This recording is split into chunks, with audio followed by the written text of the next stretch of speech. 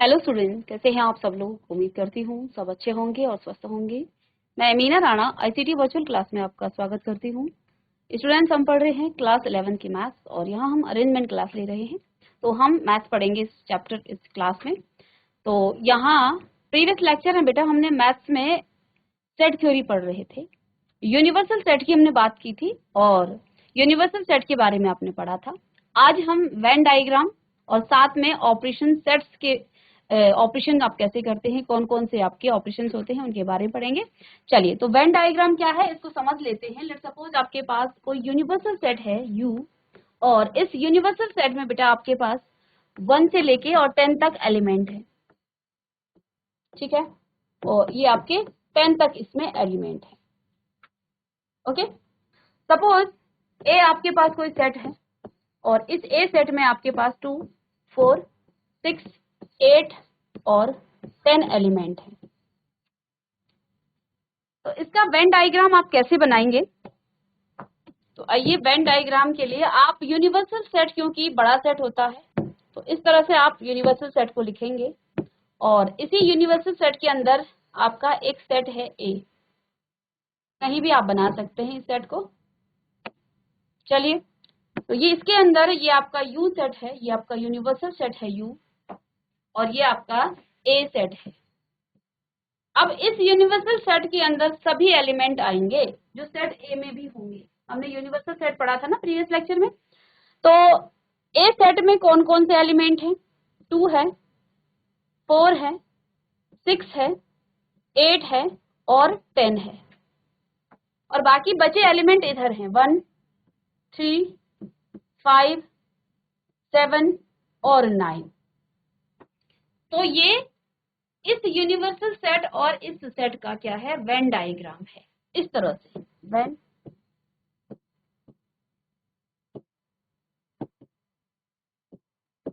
Diagram, ये इसका Venn diagram है। यूनिवर्सल सेट आपको समझ में आया? चलिए, नहीं आया तो एक बार हम फिर से समझा देते हैं। यूनिवर्सल सेट बेसिकली होता क्या है?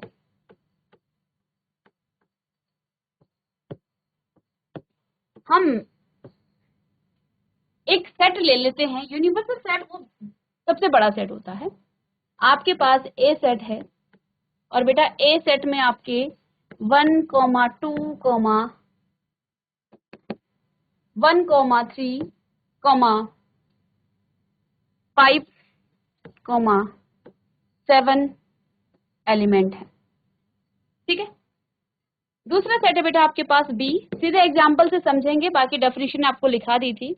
बी सेट आपके पास है, इसमें आपके पास 2 है, 4 है, 6 है और 8 एलिमेंट है।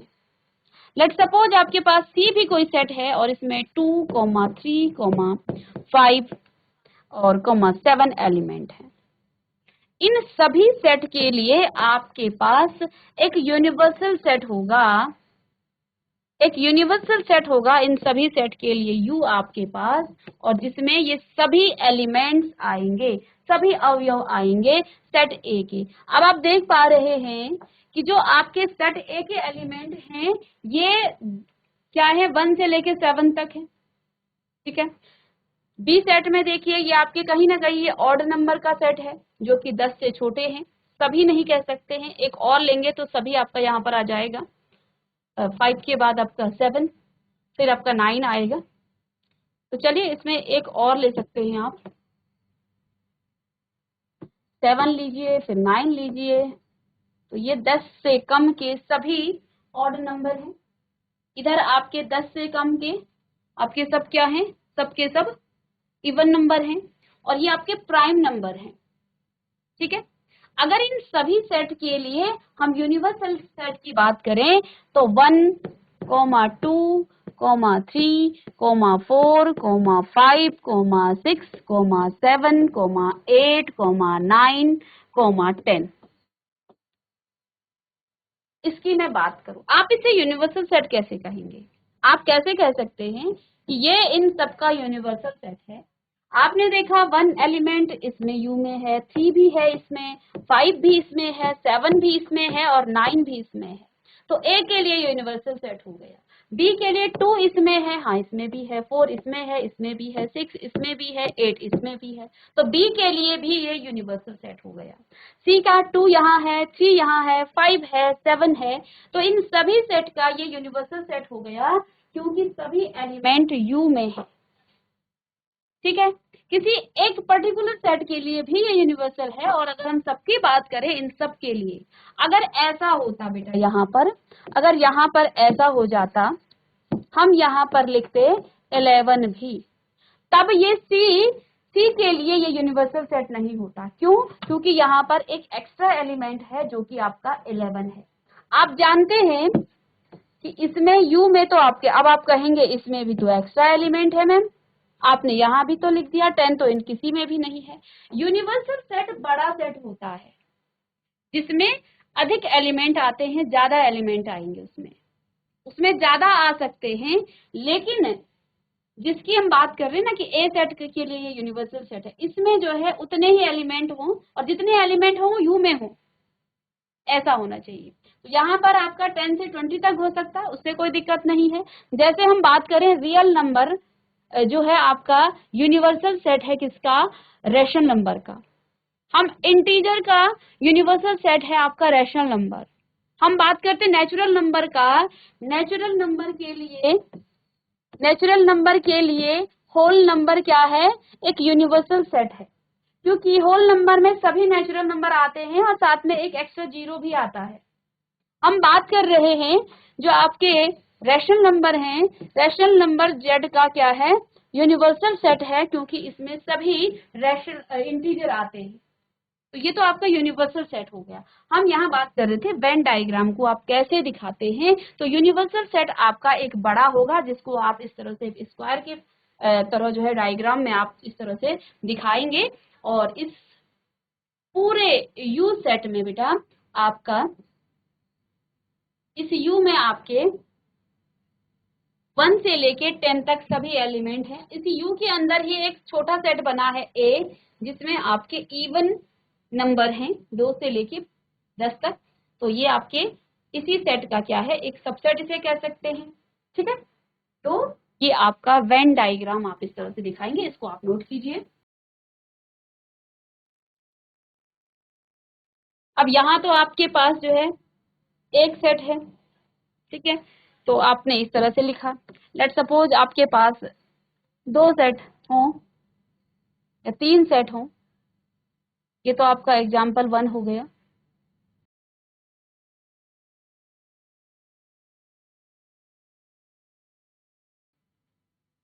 सपोज दैट यू सेट आपके लिए वही है 1 से लेके और 10 तक,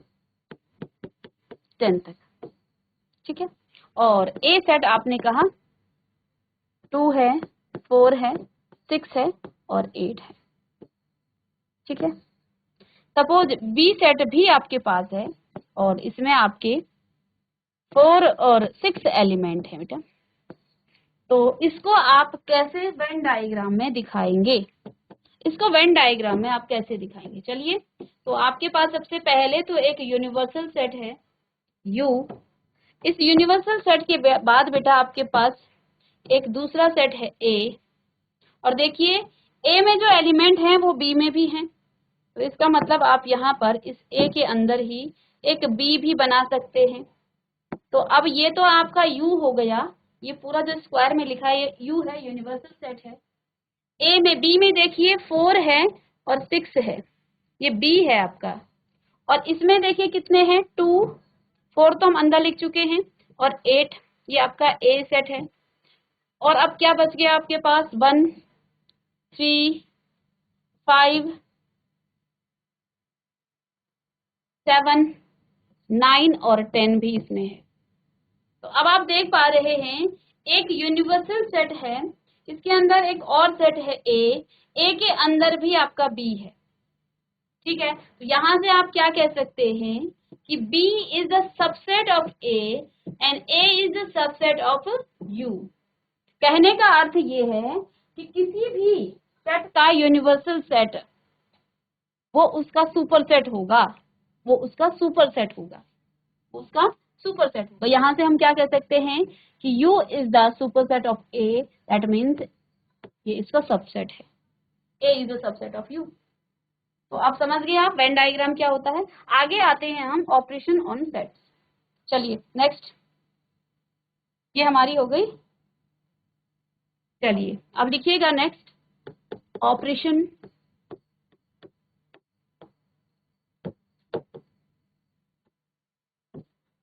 ऑन सेट।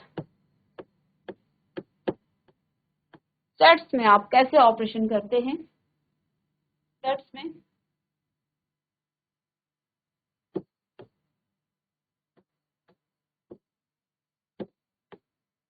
समुच्चयों की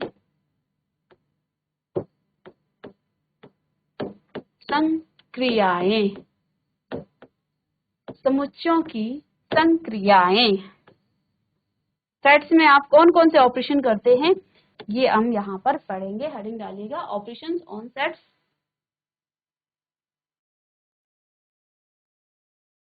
तो पहला ऑपरेशन है बेटा आपका union of sets.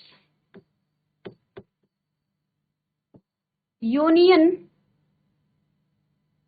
Of sets. Sets का यूनियन आप कैसे करते हैं, हिंदी में कहें इसे तो सम्मिलन, समुच्चयों का सम्मिलन, समुच्चयों का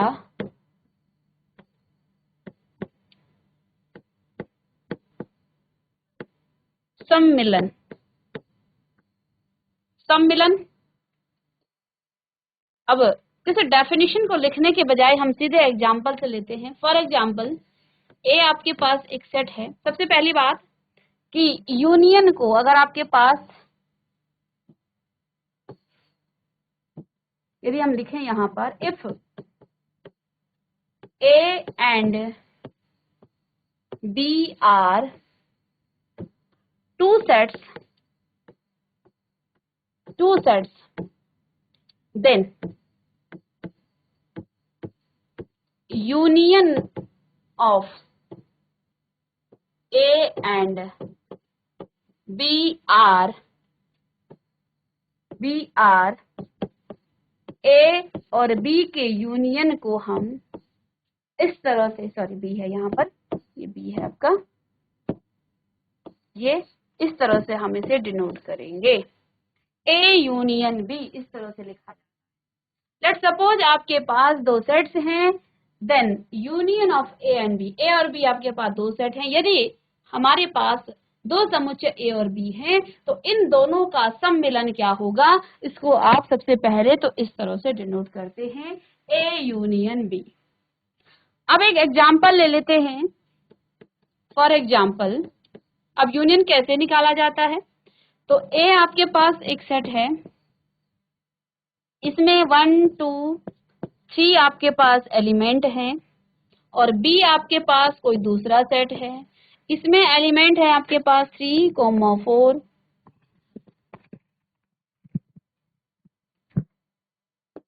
6 या 5 लिख लीजिए, 5 6।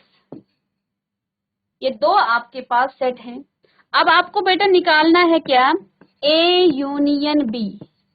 ए यूनियन बी क्या होता है, हम ए और बी के सभी एलिमेंट लिखते हैं, ए और बी के सभी एलिमेंट लिखते हैं। और हम जानते हैं जब किसी सेट में हम एलिमेंट को लिखते हैं, दो बार अगर कोई एलिमेंट आ भी जाए तो हम तो रिपीट नहीं करेंगे, क्योंकि हमें पता है कि सेट में हम एलिमेंट को रिपीट नहीं करते हैं। तो ये तो हमारी प्रीवियस नॉलेज है कि हमें यहाँ पर इसको सेट्स के एलिमेंट को कभी भी रिपीट नहीं करना है, चाहे यूनियन हो इंटरसेक्शन हो कुछ भी हो।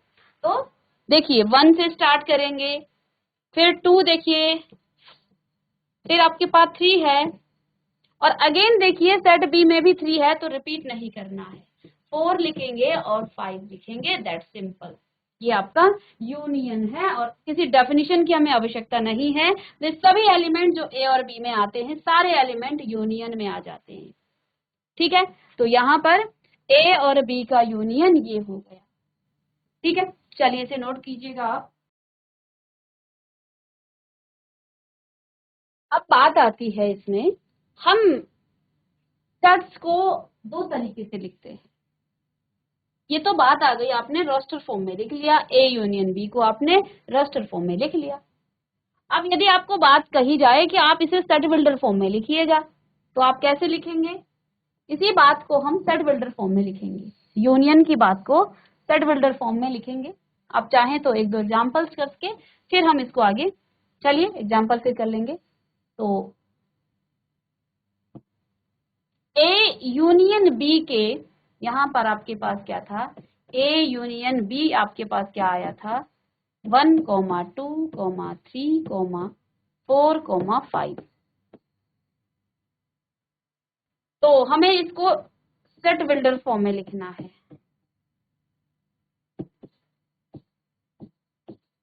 सेट बिल्डर फॉर्म, तो क्या लिखेंगे बेटा आप सेट बिल्डर फॉर्म में? आप एक सिंगल एक्स इसे क्या करते हैं, डिनोट करते हैं, एक्स सच दैट। अब आपको एक्स के बारे में लिखना है, तो एक्स के लिए आपके पास ए और बी दोनों क्या हैं? दो सेट हैं। तो एक्स या तो ए को बिलोंग करेगा, या तो ये सेट ए को बिलोंग करेगा, और या एक्स बिलोंग्स टू बी। ये इसका सेट बिल्डर फॉर्म हो गया बेटा, ये इसका सेट बिल्डर फॉर्म हो गया। यहाँ पर दो चीजें आपको समझनी है, दो बात आपको समझनी है कि जब आप इसके सेट बिल्डर फॉर्म लिखेंगे तो एक्स या तो आपका ए को बिलोंग करेगा या बी को बिलोंग करेगा, या है यहाँ पर। तो एक्स या तो ए को बिलोंग करेगा, जैसे यहाँ पर 1 है, ठीक है, 1 है, तो दोनों में बिलोंग कर सकता है, क्योंकि जो आपके कॉमन एलिमेंट होते हैं उनको हम क्या करते हैं, 1 टाइम लिखते हैं। 1 आपको किस में बिलोंग कर रहा है? यहाँ पर ए में बिलोंग कर रहा है। 2 आपका कहाँ बिलोंग कर रहा है? ए में बिलोंग कर रहा है। 3 आपका बी में है, और 3 आपका ए में भी है, तो दोनों में है यहाँ पर, ठीक है ना। लेकिन ये आपको जरूर लिखना है और शब्द, ठीक है, और वर्ड यहाँ पर जरूर लिखेंगे। आगे जब हम इसमें इंटरसेक्शन पढ़ेंगे और उसका सेट बिल्डर फॉर्म पढ़ेंगे तब आपको ज्यादा अच्छे से समझ में आएगा। तो चलिए इसे नोट कीजिएगा, इसको आप सेट बिल्डर फॉर्म में इस तरह से लिख सकते हैं, ए यूनियन बी को। अभी अभी आपने वेन डायग्राम पढ़ा, तो चलिए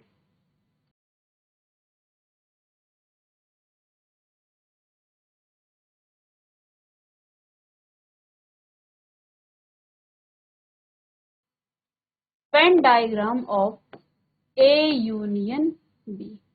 ए यूनियन बी का आपको वेन डायग्राम यहाँ पर बताना है। ए आपके पास देखिए है ए कॉमा ए ई आई ओ और यू, ठीक है, और बी आपके पास बेटा यहाँ पर इसी से हमने इसका सबसेट ले लिया, ओ और यू। तो अब आप ए यूनियन बी कैसे निकालेंगे? ए यूनियन बी बेटा आपके पास हो जाएगा क्या? ए ई आई ओ और यू। तो इसका वेन डायग्राम दो सेट है आपके पास, जिसमें पहला सेट है बेटा आपके पास क्या? ए, कुछ इस तरह से है, और इसी में आपके पास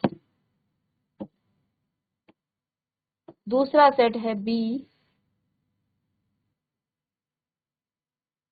चलिए, ये आपका ए सेट है और ये आपका बी सेट है, ठीक है, ये आपका ए सेट है और बी सेट है। तो सबसे पहले आप एलिमेंट्स को किस तरह से रखें? कॉमन एलिमेंट इस जगह पर आएगा, क्योंकि ये ए और बी का कॉमन पोर्शन है, ठीक है, यहाँ आपके कॉमन एलिमेंट आएंगे। तो देखिए बी में ओ है, इसमें भी है, यू यहाँ भी है, तो जो भी कॉमन एलिमेंट आए आप यहाँ पर लिखें ओ और यू। बाकी आपके पास क्या क्या आ जाएगा? ए ई आई, ये ए में है, बी आपका इधर खाली है, तो ये आपके पूरा जो है यहाँ पर आपका कवर हो जाएगा। क्योंकि इसमें ए और बी के सारे एलिमेंट आ गए हैं। तो इसमें सभी एलिमेंट आते हैं, चाहे वो कॉमन है या नॉन कॉमन है। इधर भी अगर बी में, इसमें तो इधर बी है नहीं, अगर बी होता तो इधर के भी एलिमेंट आते। अगर बी में इसके अलावा कोई और एलिमेंट होते, ठीक है, ओ यू के अलावा कोई और एलिमेंट होते तो वो भी आपके इसमें आ जाते, ए यूनियन बी में। चलिएगा, इसको आप लिख लीजिएगा। यूनियन के वेन डायग्राम को आप जल्दी नोट कीजिए। और देखिए यहाँ तो हमने एलिमेंट लिख दिया। अगर हम इन जनरली बात करें तो इन जनरली आप यहाँ पर क्या करेंगे, एक डायग्राम इस तरह से बनाएंगे और इसमें बेटा आपका ए और बी दो सेट हैं, तो सभी आपके यहाँ पर कवर हो जाएंगे। इस तरह से शेडेड आप कर लेंगे इसको। तो ये आपका ए और ये बी सेट है और ये ए यूनियन बी। तो सभी एलिमेंट आ जाते हैं, चाहे वो कॉमन हो या नॉन कॉमन हो। तो ये ए यूनियन बी का वेन डायग्राम है।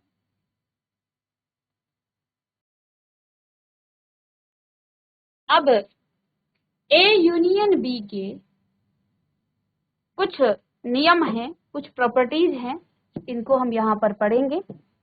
तो फर्स्ट है बेटा आपका, पहले लिख लीजिएगा आप, properties of union of a set of sets.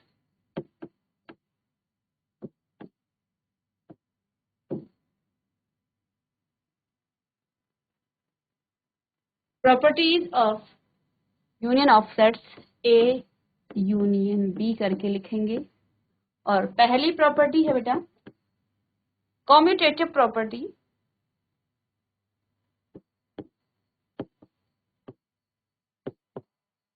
Commutative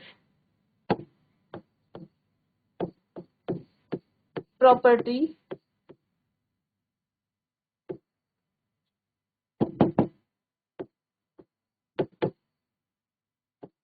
पहली प्रॉपर्टी कॉम्यूटेटिव प्रॉपर्टी, क्रम विनिमेय नियम इसको कहते हैं आप। क्रम विनिमेय नियम, हिंदी में आप कहेंगे क्रम विनिमेय नियम। लिख सकते हैं आप, क्रम विनिमेय नियम। क्रम विनिमेय। तो कॉम्यूटेटिव प्रॉपर्टी होती क्या है, यूनियन की हम बात कर रहे हैं तो ए यूनियन बी लिखेंगे। कॉम्यूटेटिव प्रॉपर्टी आपने पढ़ी है, इंटीजर में पढ़ा आपने होल नंबर में पढ़ा। अब हम यहाँ बात कर रहे हैं किसकी, यूनियन की। तो ए यूनियन बी किसके इक्वल होगा, कॉम्यूटेटिव प्रॉपर्टी आपने जब एडिशन में पढ़ा था या होल नंबर के लिए पढ़ा था, आपने कहा कि 1 + 2 क्या होता है, 2 + 1 होता है। एडिशन के लिए ये कॉम्यूटेटिव प्रॉपर्टी थी, यानी कि इनका क्रम बदल दिया जाए। किसका, ये जो नंबर है आपके पास, इनका क्रम बदल दिया जाए तो ये सेम आते हैं। 1 + 2 भी आपके पास 3 आता है और 2 + 1 भी आपके पास 3 आता है। तो ये जो है आपकी कॉम्यूटेटिव प्रॉपर्टी थी, क्रम विनिमेय नियम। हिंदी में अपने आप में ये अपना अर्थ दे रहा है, क्रम विनिमेय। क्रम को बदलने से कोई फर्क नहीं पड़ेगा। तो जैसे यहाँ पर ए यूनियन हम बी कर रहे हैं तो इसमें हम कॉम्यूटेटिव प्रॉपर्टी लगा सकते हैं। दैट मीन्स कि ए बी यूनियन ए, ये दोनों बेटा आपका इक्वल होते हैं, ये दोनों ही आपके इक्वल होते हैं, ये यहाँ पर ये कहना चाहते हैं। अब कैसे इक्वल होते हैं ये हम एक एग्जाम्पल से समझ लेंगे।